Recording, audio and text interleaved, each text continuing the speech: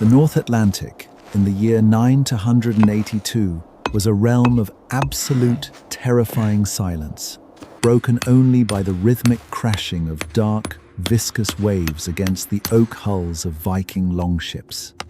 Imagine standing on a salt-stained deck, staring at a horizon that promised nothing but ice and death. This is where the story of Marcus, history unearthed, begins. We are tracing the footsteps of a man named Eric the Red, a man whose life was defined by exile and blood. Eric was a visionary, but he was also perhaps history's most audacious salesman. To lure settlers to a wasteland of jagged glaciers and permafrost, he gave it a name that whispered of fertility and hope: Greenland. It was a brilliant, calculated lie. Eric knew that the logic of the North required more than just swords. It required people. He led 25 ships into the mist, and although only 14 survived the crossing, those who landed began one of the most improbable experiments in human history. They didn't just build a camp, they built a kingdom. At the heart of this frozen empire was Garda, a settlement that would eventually host a sandstone cathedral, a bishop's palace, and a thriving economy built on the edge of a cliff. But beneath the red stone and the Viking pride lay a fragile reality. They were a society of specialists, living in a world that allowed no room for error.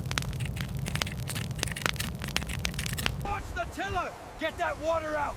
We're taking up! To understand how the Norse survived for 400 years in a place that wanted them dead, you have to look at the Longhouse.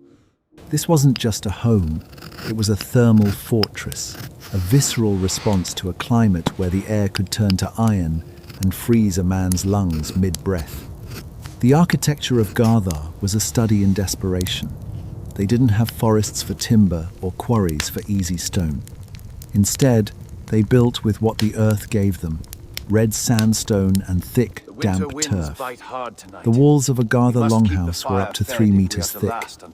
These weren't walls so much as they were thermal batteries, designed to soak up every stray calorie of heat and hold it against the relentless Arctic wind. There were no windows, only small, skin-covered vents that leaked a grey, metallic light. But the most shocking element of their survival was the byre, the attached barn. In the dead of winter, when the temperature plummeted to negative 40 degrees, the humans didn't live alone. They lived in the eternal twilight, alongside their cattle. The Great Barn of the Bishop was a massive stone structure capable of holding over 100 head of cattle. The humans lived in rooms directly connected to these stalls. This was the logic of the living battery. The collective body heat of 100 cows was the only thing that kept the indoor temperature above freezing. You lived in a suffocating, humid atmosphere, breathing air thick with the scent of animal waste, damp wool, and peat smoke. For the people of Garda, that smell wasn't filth, it was life. If the cattle died, the heat died. If the heat died, the settlement became a tomb. This was a minute-by-minute calculation of metabolic survival. Every calorie was counted. Every piece of dried seal meat was a shield against the frost. They were carving a European life into a landscape of ice, building stone cathedrals while huddling in the dark with their beasts just to see another dawn.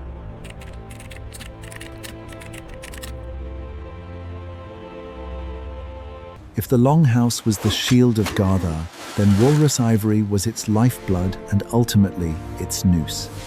To the medieval world, this was white gold. In an era before the elephants of Africa were accessible to European carvers, the tusks of the Arctic walrus were the most precious commodity in the Christian world. They were carved into the intricate crucifixes, chess pieces, and reliquaries that adorned the cathedrals of Rome and Paris. For the settlers of Garda, this ivory was their only bridge back to the civilization they had left behind. But the logic of the ivory trade was a brutal one. To find the walrus, The men of Garthar had to leave the relative safety of their fjords and travel hundreds of miles north into the Nordsetur, the high Arctic hunting grounds. This was a journey into the mouth of the abyss. They navigated open wooden boats through a labyrinth of towering sapphire blue icebergs that could shatter a hull in seconds. They were hunting a beast that weighed over a ton, armed with tusks that could pierce wood like paper. This was not sport, it was an industrial-scale survival operation.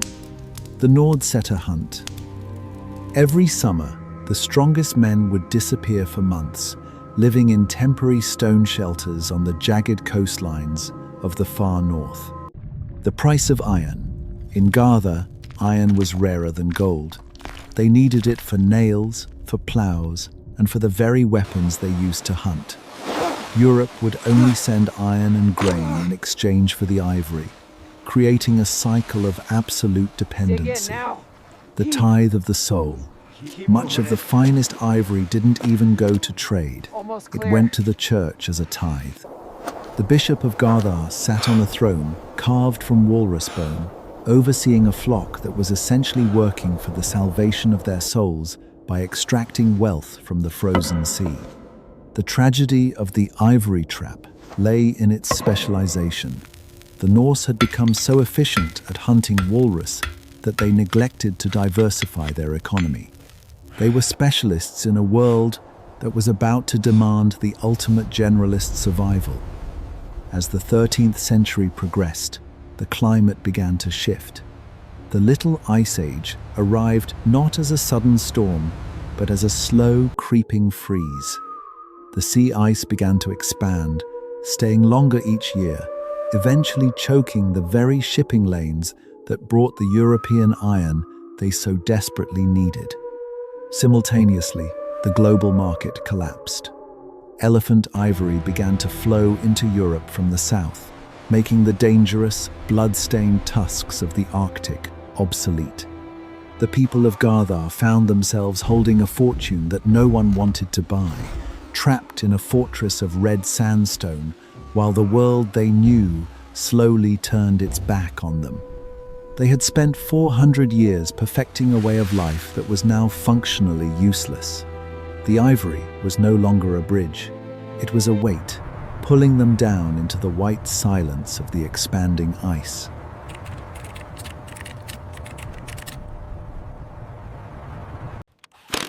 The slow suffocation.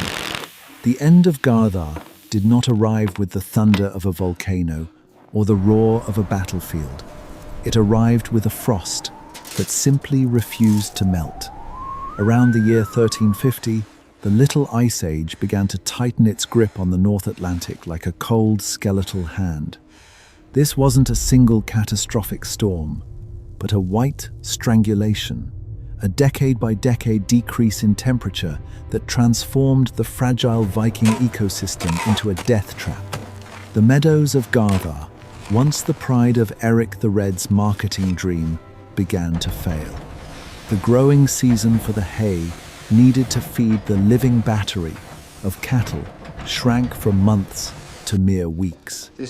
In the longhouses, the smell of survival, the humid warmth of the cows began to fade as the stalls grew empty. One by one, the cattle were slaughtered, not for a feast, but because there was no longer enough grass to keep them alive through the winter. This was the first sign of the end, when the Norse were forced to abandon their identity as farmers and become scavengers of the sea. The shadows in the north. As the Norse specialists struggled, a new presence began to move through the fjords. The Thule people, ancestors of the modern Inuit. They were the ultimate generalists of the Arctic, masters of the skin boat and the harpoon, people who didn't fight the ice, but lived within its rhythm. For the Vikings of Garthar, the Thule were shadows at the edge of their world.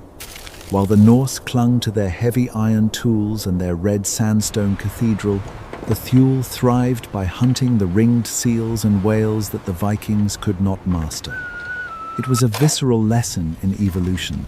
The logic of iron and faith was being defeated by the logic of the harpoon. There were no great wars, men. only Put a your slow backs into mounting pressure. Heave! As the Secure sea that ice line. expanded, cutting off the last supply ships from Europe, the Norse found themselves isolated, watching from their stone towers as a more adaptable culture inherited the land they had tried so hard to tame. The archaeology of hunger. If you want to know how the story of Garthar truly ended, you have to look at the bones. Modern excavations of the Norse graveyards tell a story of the archaeology of hunger. In the early years, the skeletons showed a diet rich in beef and dairy. But in the final decades, the chemical signatures shift dramatically toward marine protein, seal, and fish. They were trying to adapt, but it wasn't enough. The most chilling discovery is found in the final layers of the ruins. In the abandoned farmsteads, archaeologists have found the remains of hunting dogs, the loyal companions of the Viking hunters, with butchery marks on their bones.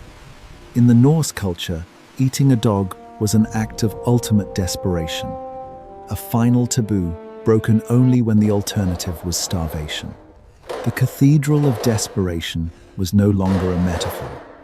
It was a reality where the last settlers sat in their cold stone halls, burning their furniture and eating their pets, waiting for a spring that would never truly return. The Last Wedding. The final historical record of the Greenland Norse is a hauntingly normal event, a wedding at Valsey Church in the year 1408. A couple named Thorstein Olafsson and Sigrid Bjornsdottir were married under the stone arches while the Arctic wind howled outside. They sailed away to Iceland shortly after, and then silence. For the next several decades, no ships arrived. No letters were sent. When a Norwegian ship finally reached the fjords in the late 1500s, they found the houses standing, the cathedral intact, and the barns empty. But there were no people. No bodies in the streets, no signs of a final battle, just empty rooms and the whistling wind. The people of Garthar had simply vanished into the white mist of history, leaving behind only their red sandstone ghosts to tell the story of a dream that was frozen in time.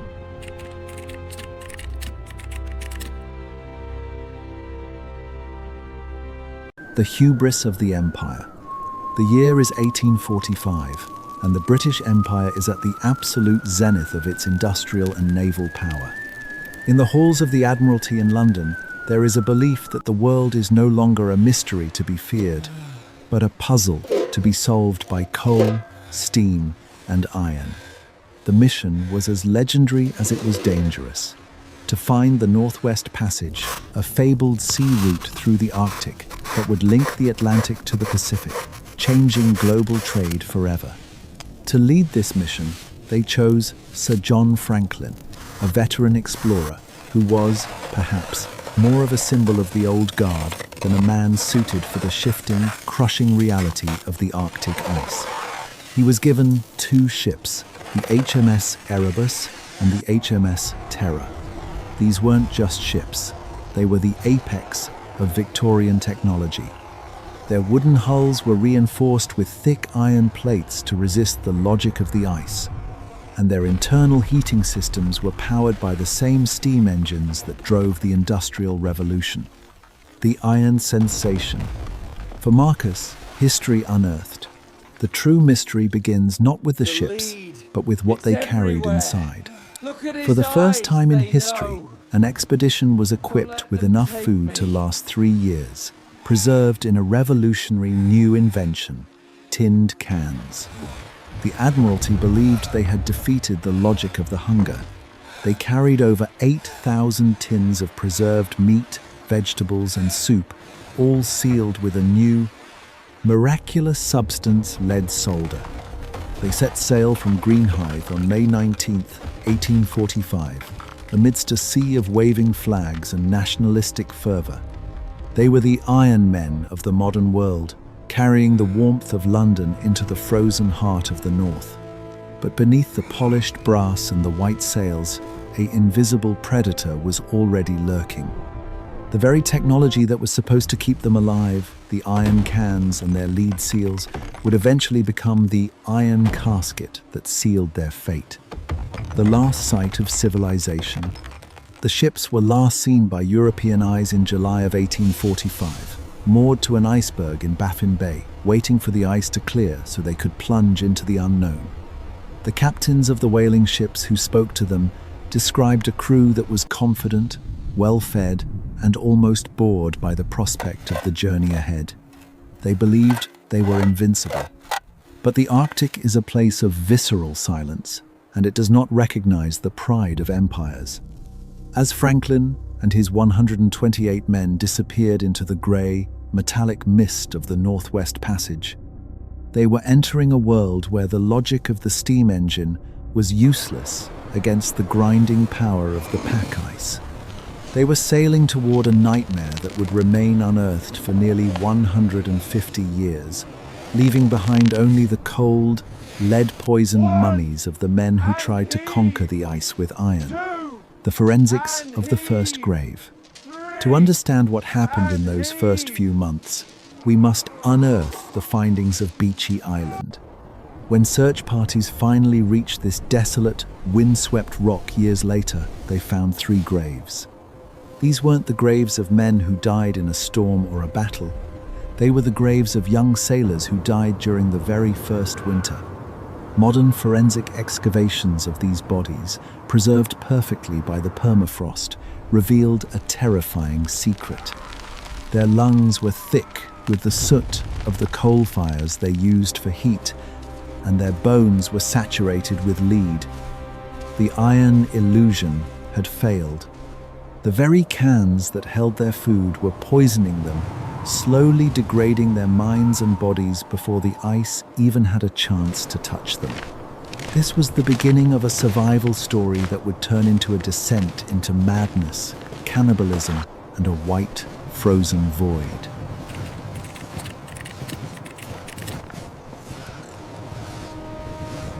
The Siege of King William Island.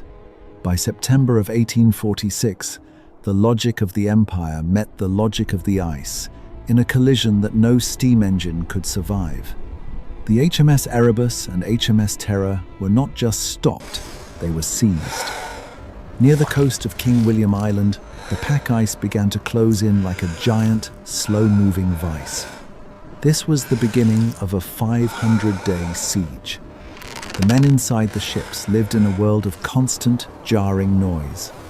They described the sound of the pack ice as a low, guttural roar, followed by the terrifying scream of the iron-reinforced wooden hulls as the ice tried to crush them into splinters. To live inside the ships was to live inside a drum being beaten by a giant. In the eternal twilight of the second winter, the temperature inside the cabins, despite the revolutionary heating systems, hovered just above freezing, while outside, the Arctic air dropped to negative 50 degrees. The death of the Admiral. On June 11, 1847, the expedition suffered its most psychological blow. Sir John Franklin died. The cause of his death remains unearthed. To this day, perhaps it was a heart weakened by the cold, or perhaps the lead from the tins had finally reached his core. But when the leader of the mission was lowered into a hole in the ice, the collective hope of the 128 men began to fracture. Command passed to Captain Francis Crozier, a man of immense skill, but a realist who understood that the iron illusion was over. The ships were no longer vessels of discovery, they were floating prisons. As the summer of 1847 arrived, the men waited for the ice to melt. They watched the horizon for a lead of open water that never came. The ice stayed solid, a white, immovable wall that defied the seasons. This was the moment the mission shifted from a quest for glory to a raw, visceral struggle for survival. The anatomy of a slow decay. Inside the hulls, a silent chemical warfare was being waged against the crew. We must look at the forensics of the tin can to see the true horror.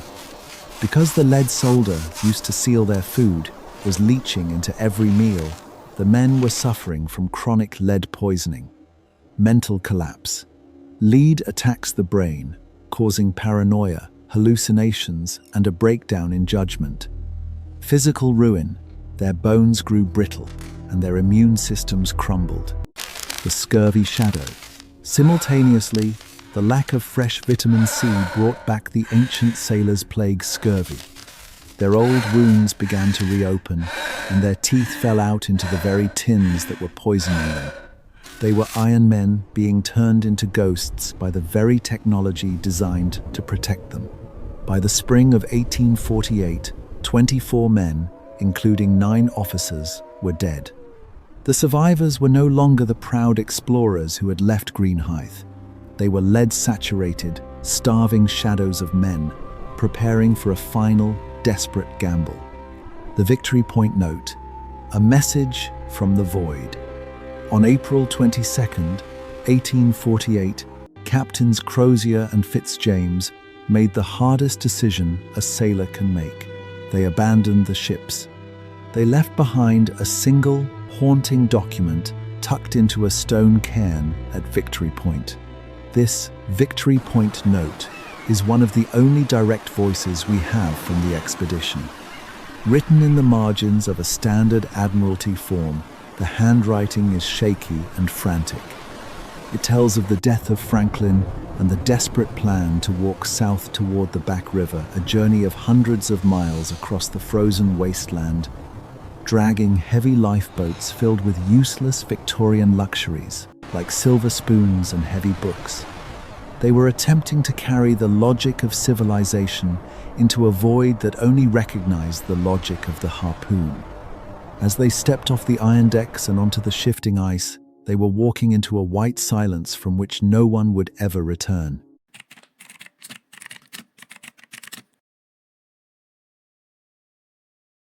The gravity of civilization. On April 26, 1848, 105 men stood on the frozen shores of King William Island, looking back at the iron hulls that had been their only home for 3 years. They were embarking on a journey of over 1,000 kilometers toward the nearest outpost of civilization. But as they stepped onto the ice, they made a fatal, visceral mistake. Instead of adopting the light, mobile survival techniques of the Inuit, the logic of the harpoon, they clung to the logic of the Victorian Empire. They loaded massive wooden lifeboats onto iron-shod sledges, each weighing nearly 500 kilograms. But it wasn't just food they dragged. It was the useless baggage of a class-conscious society. Search parties would later find these sledges littered with silver spoons, heavy brass curtain rods, silk handkerchiefs, and leather-bound books. They were literally dragging the weight of their civilization across a landscape that demanded only one thing: the lightness of a predator, falling as they walked. The march south was not a march. It was a slow-motion massacre. The men were already hollowed out by lead poisoning and scurvy. Their joints were swollen, their gums were bleeding, and their minds were fracturing under the chemical siege of the lead-soldered tins. Inuit oral histories, passed down through generations, describe a haunting sight. Shaman-like white men, ghosts with blackened faces and sunken eyes, dragging heavy boats through the snow. The Inuit observers noted that the men were falling as they walked. When a sailor collapsed from exhaustion or heart failure, his comrades didn't have the strength to bury him in the frozen ground. They simply left him where he fell, a blue uniformed marker on the white waste. This was the arithmetic of death. Every mile gained cost the lives of men who no longer had any calories to burn. The breaking of the final taboo. By the time the survivors reached the southern coast of King William Island, near a place now known as Starvation Cove, the logic of humanity finally snapped. For over a century, the British Admiralty denied the rumors, calling them a slander against the Empire. But the history unearthed by modern archaeology has revealed a much darker truth. In the late 20th century, forensic anthropologists examined the bones found at the final camps. They discovered something that changed the Franklin story forever: defleshing marks. Fine, systematic cuts made by metal knives on the human remains. These were not the marks of a struggle, they were the marks of butchery. In their final, desperate weeks, the survivors had turned to cannibalism. They were eating their own officers, their own friends, in a futile attempt to stay alive in a world that had no more food to give. The lead poisoning had likely stripped away their moral compasses, leaving only the raw, animal instinct to survive at any cost. The Iron Men had descended into a nightmare that Victorian London could not even conceive of. The silence of Starvation Cove. The last survivors reached the mouth of the Back River, just a few hundred miles from safety. But they were no longer a crew, they were a collection of walking skeletons. They crawled into their lifeboats one last time, not to sail, but to die. When the last man drew his final, freezing breath, the silence of the Arctic was absolute. The HMS Erebus and HMS Terror, the iron-plated pride of the Admiralty, were eventually swallowed by the shifting ice and the deep, cold water of the Northwest Passage. They remained hidden for 169 years, unearthed only in 2014 and 2016, sitting upright in the dark as silent monuments to the hubris of man. The Franklin expedition didn't just find the Northwest Passage. They found the limit of human endurance and the terrifying reality of what happens when we try to conquer nature with nothing but iron and pride.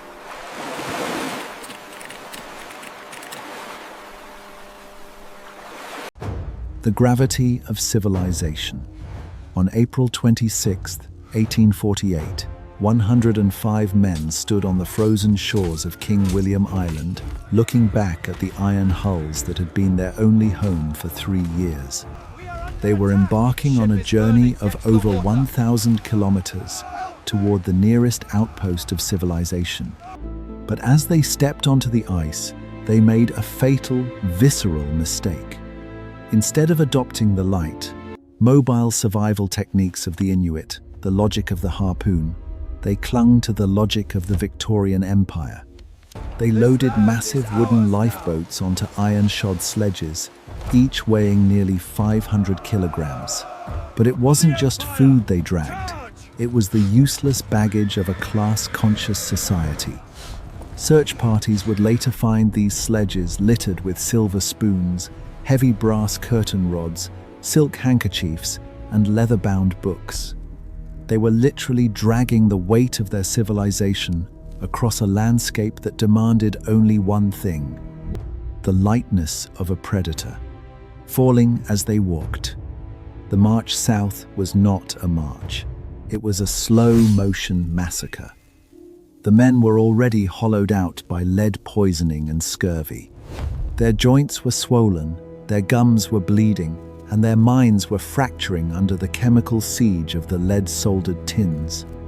Inuit oral histories, passed down through generations, describe a haunting sight.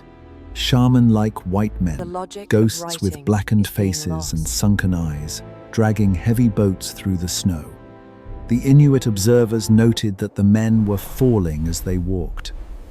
When a sailor collapsed from exhaustion or heart failure, his comrades didn't have the strength to bury him in the frozen ground. They simply left him where he fell, a blue uniformed marker on the white waste. This was the arithmetic of death. Every mile gained cost the lives of men who no longer had any calories to burn. The breaking of the final taboo. By the time the survivors reached the southern coast of King William Island, near a place now known as Starvation Cove, the logic of humanity finally snapped.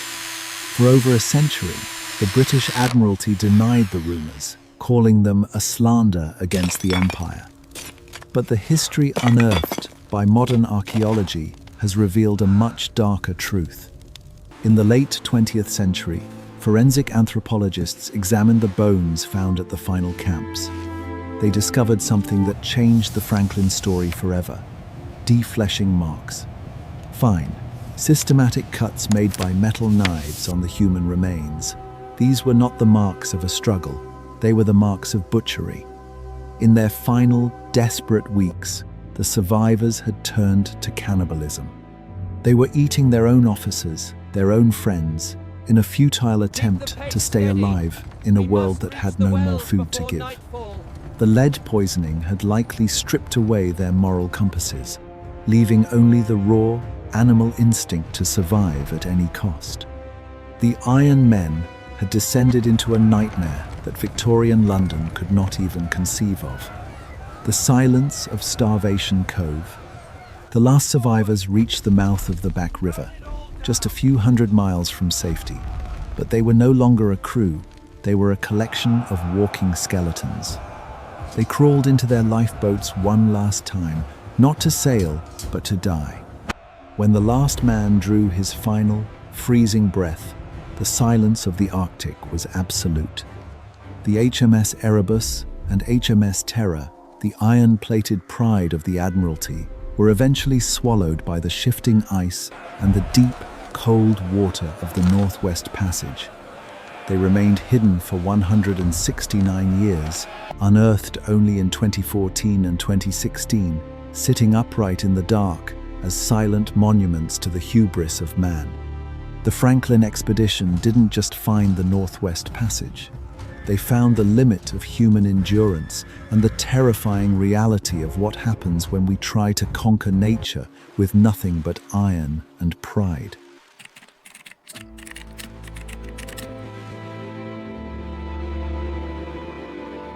The Raiders from the Mist. As the great palaces of the Mycenaeans fell and the Hittite capital of Hattusa was reduced to ash, a single, terrifying question echoed across the burning Mediterranean. Who are they? History knows them by a name that sounds like a ghost story: the Sea Peoples. They didn't arrive with diplomats or trade envoys. They arrived as a visceral tidal wave of fire and bronze, appearing on the horizon in strange feathered helmets and ships with birdhead prows. For the settled empires of the Bronze Age, these raiders were an existential anomaly.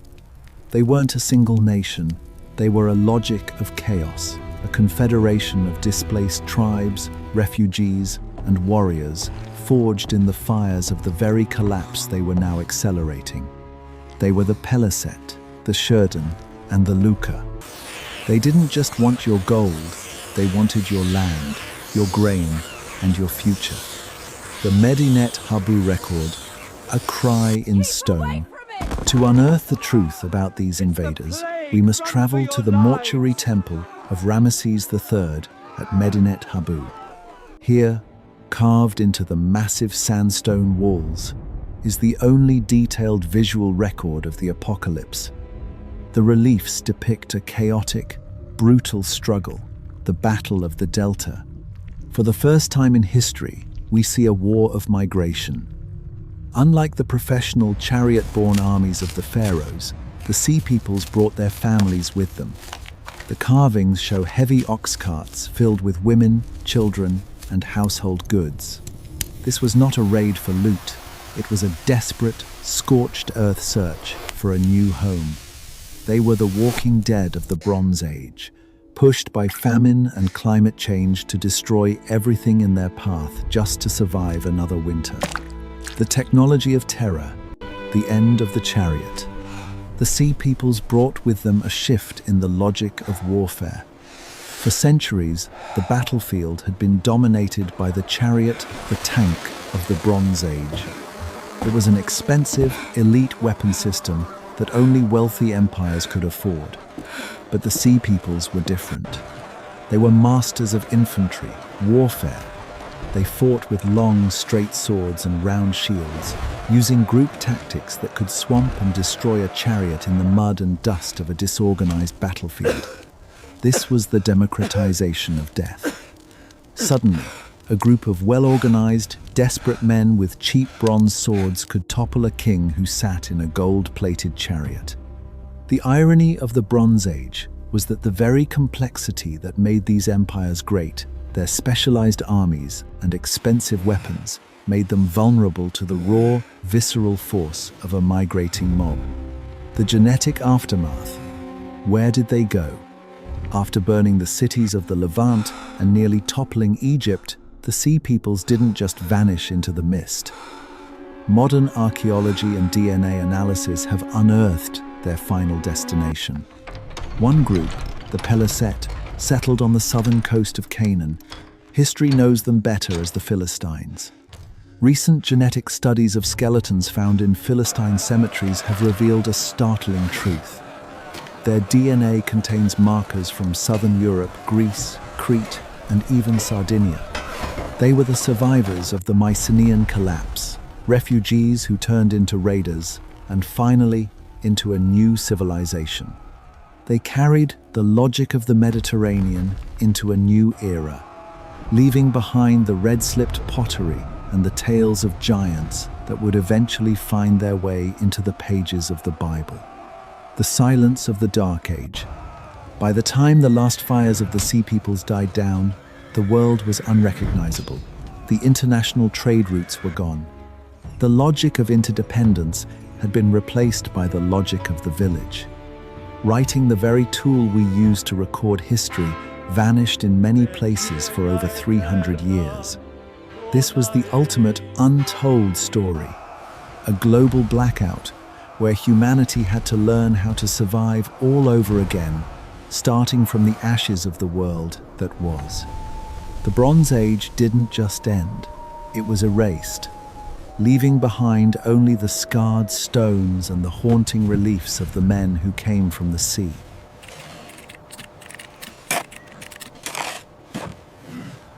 The prelude to darkness.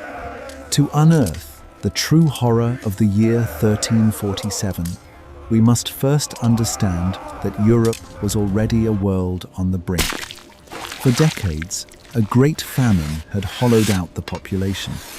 The climate was cooling, the crops were failing, and the logic of the medieval city, cramped, filthy, and overflowing with waste, had turned every metropolis into a ticking biological time bomb.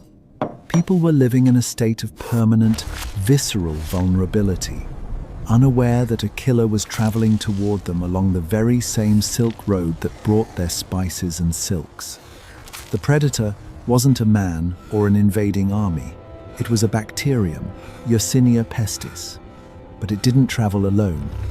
It moved through a sophisticated, three-part biological engine: the bacterium, the flea, and the black rat. The biological siege, the blocked flea. The logic of the plague is one of the most terrifying examples of evolutionary efficiency.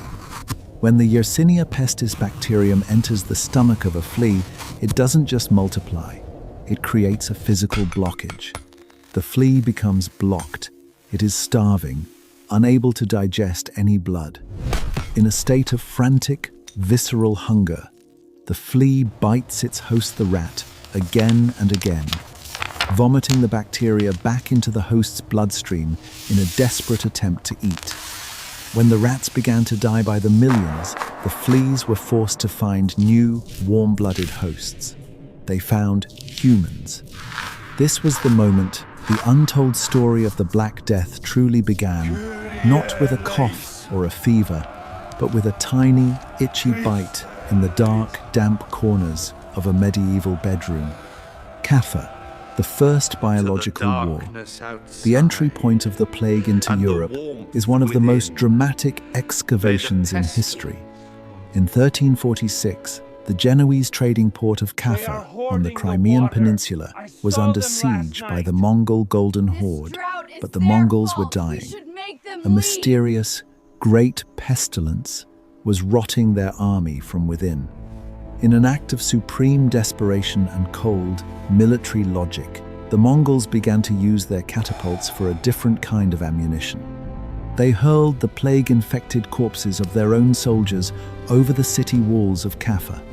The Genoese inside watched in horror as the sky rained rotting bodies. They didn't understand the science, but they felt the visceral terror of the stench. They fled on their galleys, heading back to Italy, unaware that they were carrying the end of the world in their cargo holds. The ghost ships of Messina. In October of 1347, 12 Genoese galleys limped into the harbor of Messina, Sicily. When the locals went down to the docks to greet them, they found a nightmare. Most of the sailors were dead. Those who remained were walking dead, covered in black, oozing swellings in their armpits and groins, the buboes that gave the bubonic plague its name. The authorities realized the danger too late. They ordered the ghost ships out of the harbor, but the logic of the rat had already won. The rats had already scuttled down the mooring ropes, disappearing into the grain stores of the city. Within days, Messina was a graveyard. The plague had officially arrived in Europe, and it was moving with a speed that defied human comprehension, traveling 5 kilometers a day, every day, for years. The death of certainty. As we continue this excavation, we see that the Black Death didn't just kill people, it killed the logic of the Middle Ages. The Church, which promised protection through prayer, was powerless. The doctors, who relied on ancient theories of miasma and humours, were dying alongside their patients.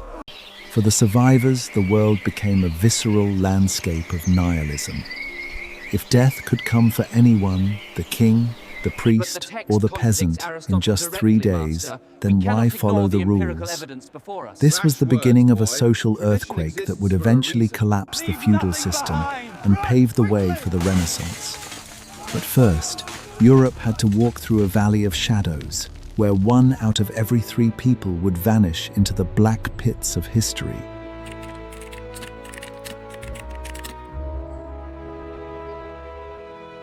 The Great Equalizer, Danse Macabre. As the plague reached its peak, a new visceral logic began to dominate the European mind. In a world where a priest could die as quickly as a peasant, and a king's gold could not buy a single extra breath, the social hierarchy simply evaporated. This gave rise to the Danse Macabre, or the Dance of Death. Artistic murals began to appear on the walls of churches and cemeteries, depicting skeletons, leading people from all walks of life, popes, emperors, and laborers into the grave.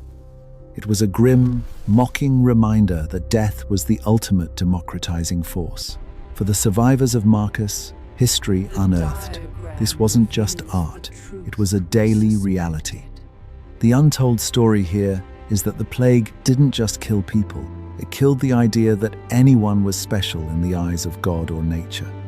The blood on the cobblestones, the flagellants. When the prayers of the church failed to stop the invisible reaper, the logic of faith took a dark, violent turn. Across Germany and the Low Countries, groups known as the flagellants began to emerge.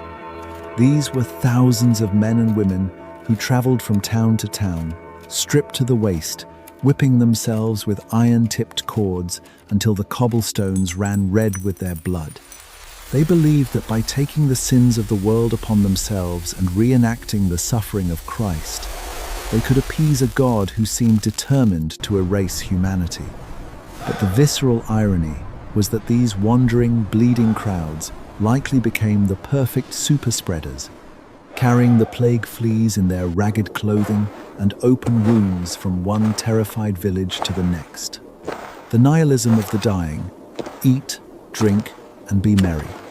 While some turned to blood and prayer, others turned to the logic of the feast. The Italian writer Boccaccio described a world where the social fabric had completely unraveled. In the cities of Florence and Venice, people stopped tending to their shops, their homes, and even their children. The hedonists, groups of survivors, took over abandoned villas, drinking the finest wines and engaging in endless revelry. Their logic was simple. If I am to die on Thursday, I will be drunk on Wednesday. The abandonment, the most visceral horror of the Black Death, was the breakdown of the family unit. Parents abandoned sick children, husbands fled from their wives. The untold story of the 1340s is the absolute isolation of the individual in the face of a microscopic enemy. The scapegoats, the logic of hate.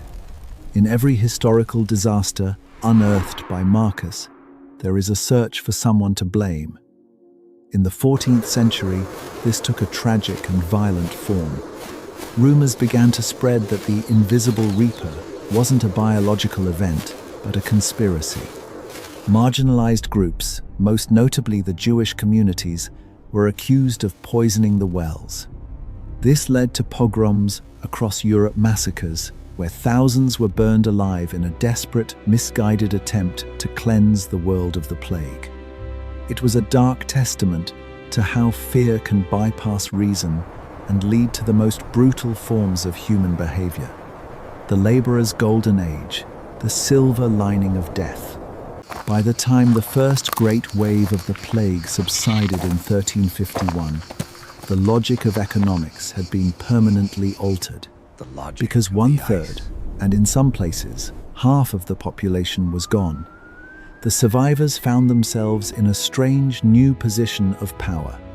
The death of feudalism, there were no longer enough peasants to work the land. For the first time, laborers could demand higher wages and choose where they worked. The rise of the middle class. With fewer people to inherit wealth, the survivors became richer.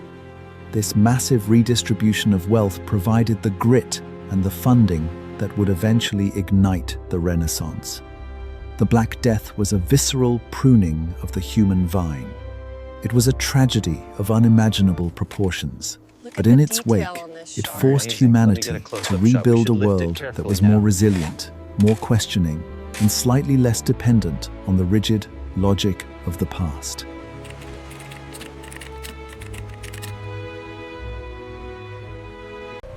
The genetic scar, the logic of survival. As the bells finally stopped tolling and the pits of the dead were covered with lime and earth, Europe was a transformed continent.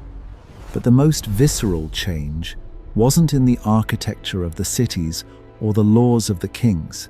It was written into the very DNA of the survivors.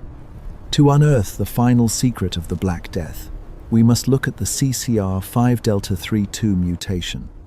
Modern geneticists have discovered that the plague was a brutal filter. It didn't kill randomly. It targeted those with specific immune vulnerabilities. Those who survived passed on a genetic resistance that still exists in nearly 10% of Europeans today, a mutation that, centuries later, has been found to provide a strange, modern protection against other viral invaders. The logic of the plague was a cold, evolutionary pruning that forced humanity to become biologically stronger at a cost of 25 million lives. The architecture of the aftermath. For Marcus, history unearthed, we must look at how the landscape itself changed. Across England and France, thousands of villages simply vanished, not burned like the cities of the Bronze Age, but swallowed by the grass. These are the deserted medieval villages, DMVs. When you walk through the English countryside today and see strange, undulating mounds in a field, you are looking at the ghosts of the 1340s. These were the homes of families who had no one left to inherit them. The forests grew back over the wheat fields, and for a few decades, nature reclaimed the world. This was the Great Rewilding, a moment of ecological silence that allowed the earth to breathe before the fires of the Renaissance and the Industrial Revolution began to roar.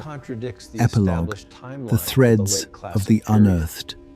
We have traveled from the freezing red sandstone ruins of Garthar to the lead-poisoned graves of the Franklin expedition, from the fire-blackened palaces of the Bronze Age collapse to the rat-infested alleys of the Black Death.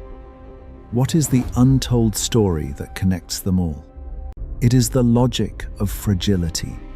In Greenland, The Vikings failed because they clung to a specialized logic of iron and faith, while the world turned to ice.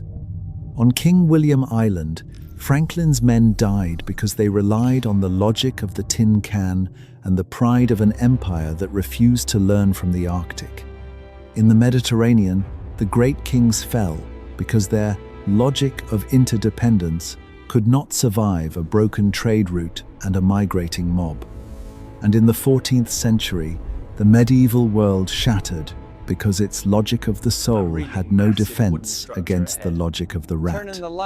Every civilization we have excavated believed it was permanent. Every person whose bones we have studied believed they were protected by their technology, their gods, or their status. But history teaches us a visceral truth. We are all living on the edge of a cliff, and the ground beneath us is always shifting. The final sign-off.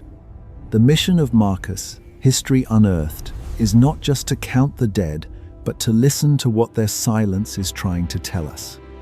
We unearth these stories because, in the dark, damp cellars of the past, we find the blueprints for our own survival. We learn that humanity's greatest strength is not its iron, its gold, or its empires.